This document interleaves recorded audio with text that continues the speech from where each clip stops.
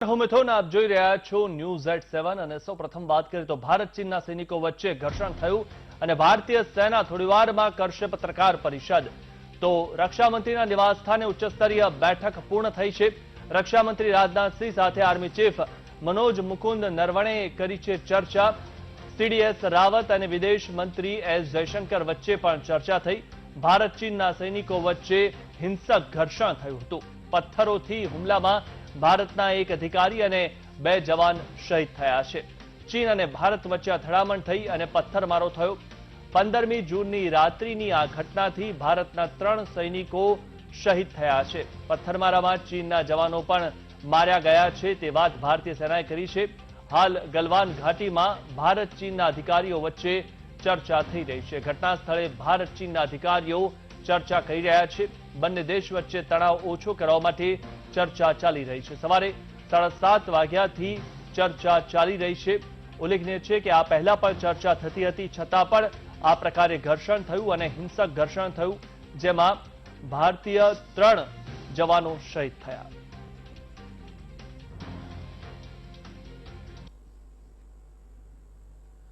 તો લદ્દાખની ગલવાન ઘાટીમાં ભારતીય અને ચીની સેના વચ્ચે હિંસક અથડામણ થઈ। સોમવારે રાત્રે આ અથડામણમાં ભારત અને ચીનના જવાનો શહીદ થયા। સેના દ્વારા જાહેર કરાયેલા નિવેદન મુજબ ભારતના એક અધિકારી અને 2 જવાન શહીદ થયા છે। મળતી માહિતી પ્રમાણે સીમા પર એકવાર પણ ફાયરિંગ નથી થયું। રિપોર્ટમાં દાવો કરાયો છે કે ચીની સૈનિકોએ પથ્થર અને દંડા વડે હુમલો કર્યો હતો, ત્યારે ભારતના 3 જવાન અથડામણમાં કેવી રીતે શહીદ થયા તેના અંગે કોઈ સ્પષ્ટતા કરાઈ નથી।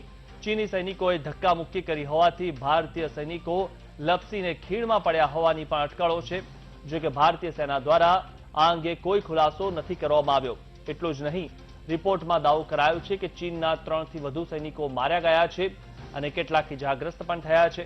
ઇજાગ્રસ્તોને સ્ટ્રેચર પર લઈ જતા જોવા મળ્યા। મહત્વનું છે કે 45 વર્ષ બાદ ભારત અને ચીનના સૈનિકો શહીદ થયા।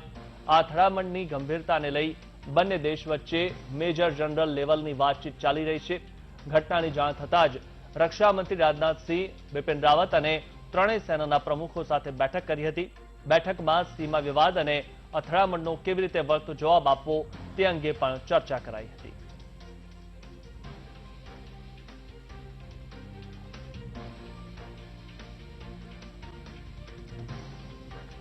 તો ઐતિહાસિક વિવાદનું મૂળ ક્યાં છે તેની વાત કરીએ તો ગલવાન ઘાટી ચીનના દક્ષિણી શિનજિયાંગ અને ભારતના લદ્દાખ સુધી ફેલાયેલી છે। 1962ના યુદ્ધમાં ગલવાન નદીનો આ ક્ષેત્ર યુદ્ધનો મુખ્ય કેન્દ્ર બિંદુ હતો। ગલવાન ઘાટી પાકિસ્તાન, ચીન અને લદ્દાખની સીમા પાસે આવેલી છે। 1958માં અક્સાઈ ચીનમાં ચીને રસ્તો બનાવ્યો જે કારાકોરમને જોડતો હતો। જ્યારે રસ્તો બનતો હતો ત્યારે ભારતનું ધ્યાન ન ગયું, પરંતુ બન્યા પછી વિરોધ કર્યો। તત્કાલીન પ્રધાનમંત્રી જવાહરલાલ નહેરુએ રસ્તો બનાવવા વિશે વાંધો ઉઠાવ્યો। એ સમયથી જ ભારત કહી રહ્યું છે કે અક્સાઈ ચીને હડપ કરી લીધું છે। ભારતે 1958માં રસ્તો બનાવવા વિશે ચીન પર તે વખતે સૈન્ય કાર્યવાહી ન કરી। હવે કાર્યવાહી એટલે થઈ રહી છે કે આપણે પણ અક્સાઈ ચીન પર દાવો કરીએ છીએ। પીઓકે અને ગિલગિટ બાલ્ટિસ્તાન પર દાવાની જેમ અક્સાઈ ચીન પર પણ દાવો છે। આ સંદર્ભમાં અક્સાઈ ચીનમાં પણ ગતિવિધિઓ વધી રહી છે। અક્સાઈ ચીન વિશે ભારતના દાવાથી ચીનને હવે પરેશાની થવા લાગી છે। ત્યારે જે આખો મૂળ મુદ્દો છે તે ગલવાન ઘાટી અને તેની આસપાસ અક્સાઈ ચીનને લઈને છે। તો આગળ વાત કરીએ તો પંચશીલ સમજૂતી શું છે તેની ખાસ વાત કરીએ તો ભારત અને ચીન વચ્ચે 1954માં પંચશીલ સમજૂતી થઈ હતી।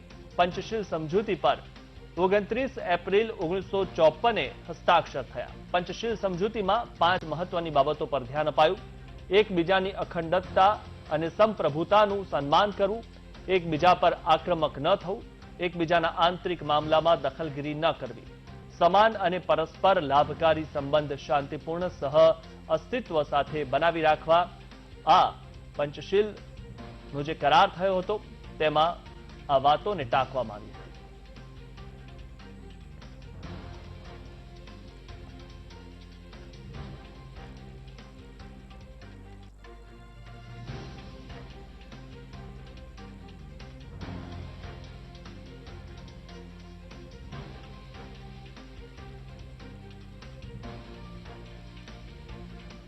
તો પંચશીલ સમજૂતી શું છે તે ગ્રાફિક્સ દ્વારા સમજીએ તો ભારત અને ચીન વચ્ચે 1954માં પંચશીલ સમજૂતી થઈ હતી.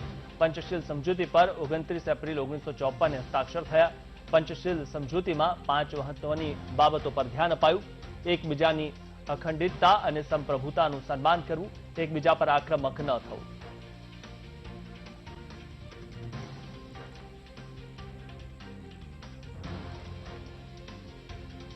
તો ભારત ચીન સીમા વિવાદ હવે મોટા તણાવમાં બદલાયો છે. સોમવારે રાત્રે લદ્દાખની ગલવાન વેલીમાં બંને દેશના સૈનિક વચ્ચે હિંસક અથડામણ થઈ.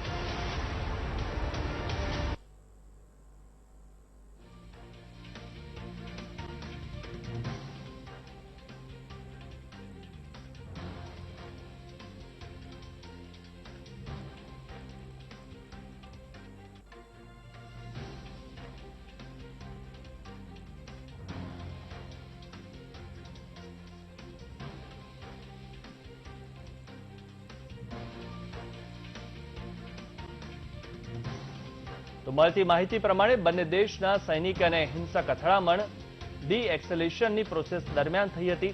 ડી-એક્સેલેશન હેઠળ બંને દેશોની સેના તણાવ ઓછો કરવાના પ્રયાસ કરી રહી હતી.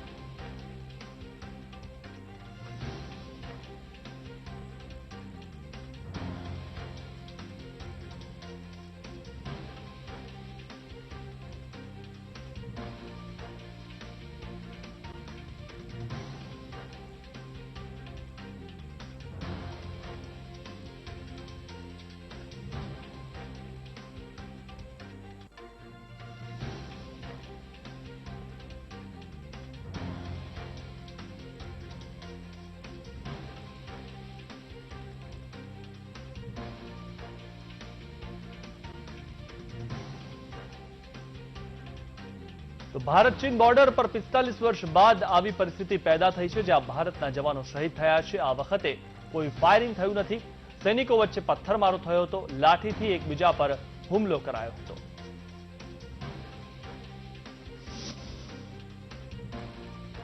બીજી તરફ ભારતીય જવાનોની વળતી કાર્યવાહીમાં ચીનના પણ 5 સૈનિક માર્યા ગયા છે અને 11 ઘાયલ થયા છે. ચીનના સમાચાર પત્ર ધ ગ્લોબલ ટાઈમ્સે આ માહિતીની ખાતરી કરી. જો કે આપણી આર્મીએ એટલું જ કહ્યું કે બંને પક્ષે જવાન શહીદ થયા. આ ઘટના બાદ એક હાઈ લેવલની બેઠક થઈ હતી. આ બેઠકમાં રક્ષામંત્રી રાજનાથ સિંહની સાથે સેનાની ત્રણેય પાંખના વડા હાજર હતા. આ ઉપરાંત સીડીએસ જનરલ બિપિન રાવત અને વિદેશ મંત્રી એસ જયશંકર પણ બેઠકમાં હાજર હતા. બેઠકમાં ચીન સરહદે ઘટેલી ઘટનાની સંપૂર્ણ જાણકારી સંરક્ષણ મંત્રીને અપાઈ છે.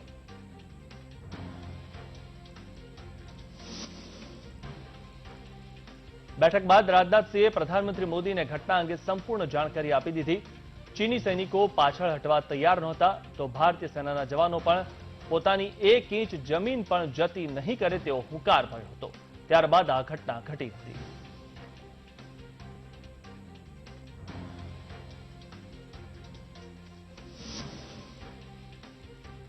તો અથડામણને લઈને ભારત અને ચીન વચ્ચે વાતચીત શરૂ થઈ છે. ગલવાન ઘાટીમાં બંને દેશો વચ્ચે વાતચીત ચાલી રહી છે. મેજર સ્તરના અધિકારી વચ્ચે સવારે 7:30 વાગ્યાથી વાતચીત ચાલી રહી છે.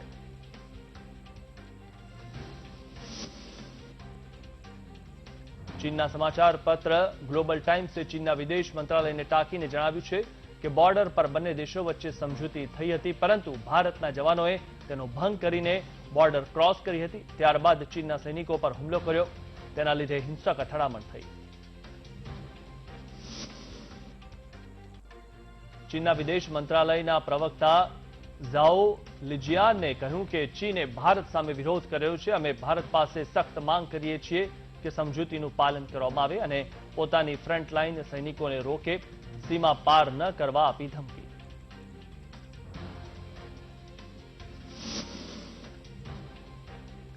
ભારત, ચીન અને રૂસના વિદેશ મંત્રીઓની મળશે બેઠક. 23 જૂને ત્રણેય દેશના વિદેશ મંત્રીઓની વર્ચ્યુઅલ બેઠકમાં ભારત ચીન સૈનિકોની હિંસક અથડામણનો મુદ્દો ઉછળશે. બંને દેશ વચ્ચે સરહદી વિવાદ અંગે બેઠકમાં ચર્ચા થઈ શકે છે.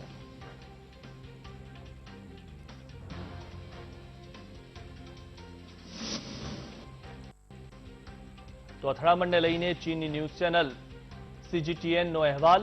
ગલવાન ઘાટીમાં ચીનને મોટું નુકસાન થયું હોવાનો દાવો કરાયો.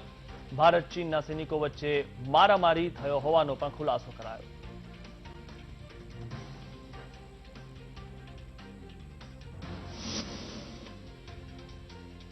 બંને દેશો વચ્ચે 41 દિવસથી સીમા વિવાદ ચાલી રહ્યો છે. તેની શરૂઆત 5 મેથી થઈ. ત્યાર પછી બંને દેશોની સેના વચ્ચે જૂનમાં જ 4 વાર વાતચીત થઈ ચૂકી છે.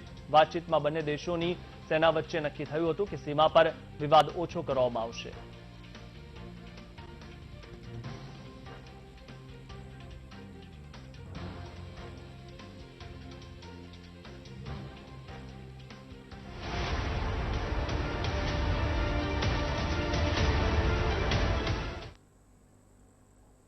અને હવે નજર કરીએ અન્ય સમાચારો પર. તો અમદાવાદમાં રથયાત્રાને લઈને સૌથી મોટા સમાચાર. રથયાત્રાને લઈને વીટીવી પાસે એક્સક્લુઝિવ માહિતી આવી છે. રથયાત્રાના દિવસે લાગુ થશે જનતા કર્ફ્યુ. સૂત્રો દ્વારા માહિતી મળી છે. રથયાત્રામાં માત્ર 200 લોકો જ ભાગ લઈ શકશે. મંદિર દ્વારા નક્કી કરવામાં આવેલા 200 લોકો જ રથયાત્રામાં ભાગ લઈ શકશે. તો રથયાત્રા પરંપરાગત રીતે ભગવાન નગરચર્યા કરશે. રથયાત્રા રૂટ પર પોલીસનો ચુસ્ત બંદોબસ્ત પણ ગોઠવાયેલો હશે. લોકો રસ્તા પર કે રથયાત્રા રૂટ પર એકઠા થઈ શકશે નહીં. લોકો ઘરમાં કે ઘરની અગાશી પરથી દર્શન કરી શકશે. તો ઉલ્લેખનીય બાબત એ છે કે લોકો ઘરની બહાર ન નીકળે તે માટે જનતા કર્ફ્યુ લગાવવામાં આવશે. રથયાત્રાના દિવસે જનતા કર્ફ્યુ લાગી શકે છે. આ એક્સક્લુઝિવ માહિતી વીટીવી પાસે આવી છે.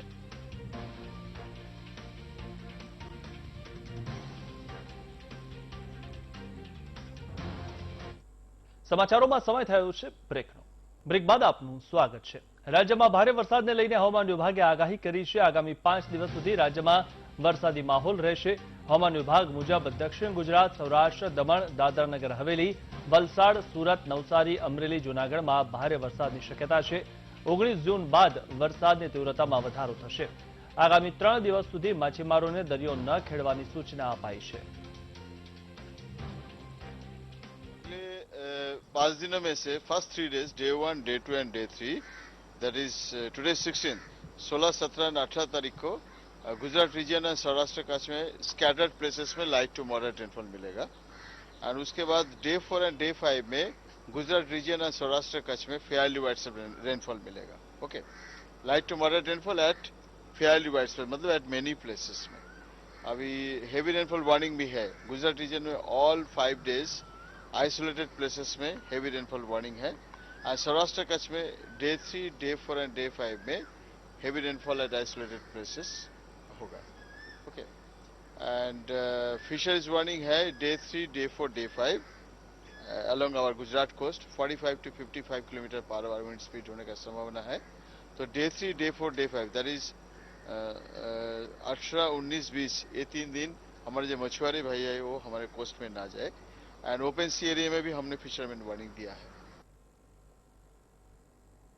જૂનાગઢના માળિયાહાટીનામાં ધોધમાર વરસાદ થયો છે. પવન સાથે ધોધમાર વરસાદ શરૂ થયો છે. ભારે વરસાદને પગલે ખેતરોમાં પાણીની આવક થઈ છે. નદી નાળામાં પણ પાણીની આવક થઈ છે. વાવણી બાદ વરસાદ થતા ખેડૂતોમાં ખુશીની લાગણી જોવા મળી.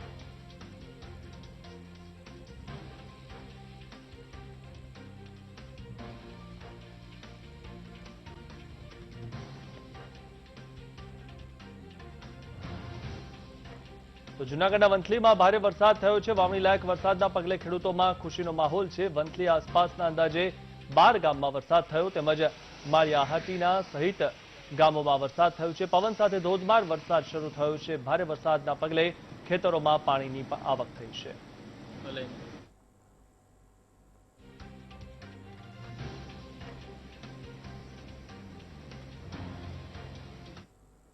દેશમાં વધી રહેલા કોરોના સંક્રમણને લઈને પ્રધાનમંત્રી મોદીએ પહાડી અને પૂર્વોત્તરના રાજ્યો સાથે બેઠક કરી. મુખ્યમંત્રીઓ સાથે સંવાદમાં પીએમ મોદીએ જણાવ્યું કે ભવિષ્યમાં કોરોના સામેની ભારતની લડાઈનો અભ્યાસ કરાશે.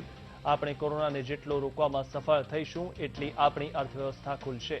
આપણી ઓફિસો, માર્કેટ, ટ્રાન્સપોર્ટ સાથે સાધન અને રોજગારીના અવસર પણ ખુલશે. સાથે જ કહ્યું કે ટ્રેડ અને ઉદ્યોગો પોતાની ઝડપ પકડી શકે તેના માટે વેલ્યુ ચેન્સ પર પણ આપણે મળીને કામ કરવું પડશે। સાથે જ પીએમ મોદીએ દાવો કર્યો કે કોરોના મહામારી વચ્ચે પણ ભારતની અર્થવ્યવસ્થા મજબૂત થઈ રહી છે। કોરોનાનું સંક્રમણ જેટલું અટકશે તેટલી અર્થવ્યવસ્થા મજબૂત બનશે। લોકડાઉનના કારણે નિકાસ દર ઘટ્યો હોવા છતાં જૂન મહિનાથી નિકાસ દરમાં વધારો થયો છે। ગત વર્ષે જેટલો નિકાસ દર હતો તેટલો થઈ ગયો, જે મજબૂત અર્થતંત્રનો સંકેત આપે છે। बीते कुछ हफ्तों के प्रयासों से हमारी अर्थव्यवस्था में ग्रीन शूट्स दिखने लगे हैं। पावर कंजम्पशन जो पहले घटता जा रहा था वो अब बढ़ना शुरू हुआ है। इस साल मई में फर्टिलाइजर की सेल बीते साल मई की अपेक्षा 2 गुनी हुई है। इस बार खरीफ की बुआई बीते साल की अपेक्षा करीब 12-13% ज्यादा हुई है। 2 व्हीलर्स का प्रोडक्शन लॉकडाउन से पहले के स्तर का करीब करीब 70% तक पहुंच चुका है। रिटेल में डिजिटल पेमेंट भी लॉकडाउन से पहले की स्थिति में पहुंच चुका है। इतना ही नहीं, मई में टोल कलेक्शन में बढ़ोतरी होना इकोनॉमिक एक्टिविटी में वृद्धि को दिखाता है। लगातार 3 महीने तक एक्सपोर्ट में कमी के बाद जून में एक्सपोर्ट फिर से बाउंस बैक करके पिछले साल के प्री कोविड पीरियड में पहुंच गया है। ये तमाम संकेत है जो हमें प्रोत्साहित कर रहे हैं, आगे बढ़ने के लिए प्रेरित कर रहे हैं। સમાચારોમાં સમય થયો છે બ્રેકનો। બ્રેક બાદ આપનું સ્વાગત છે। ગુજરાતમાં આઈપીએસ અધિકારીઓની બદલીઓની શક્યતાઓ છે। ડીજીપી તરીકે આશિષ ભાટિયાનું નામ સૌથી મોખરે છે, સૂત્રો દ્વારા માહિતી મળી રહી છે। અમદાવાદ સીપી તરીકે કેશવ કુમાર અને અજય તોમર દાવેદાર છે। વડોદરાના સીપી અનુપમસિંહ ગેહલોતને મળી શકે છે મહત્વનું સ્થાન। અમદાવાદ ક્રાઇમ અથવા ઇન્ટેલિજન્સમાં તેમની નિમણૂક થઈ શકે છે। રાજકોટના રેન્જ ડીઆઈજી સંદીપસિંહને અમદાવાદ રેન્જની જવાબદારી મળી શકે છે, તો રાજકોટના સીપી મનોજ અગ્રવાલ બની શકે છે વડોદરાના સીપી। ગાંધીનગરના આઈજી મયંકસિંહ ચાવડાની પણ બદલીના એંધાણ વર્તાઈ રહ્યા છે। રાજકોટમાં આઈજી અથવા પોલીસ કમિશનર તરીકે તેમની બદલી થઈ શકે છે।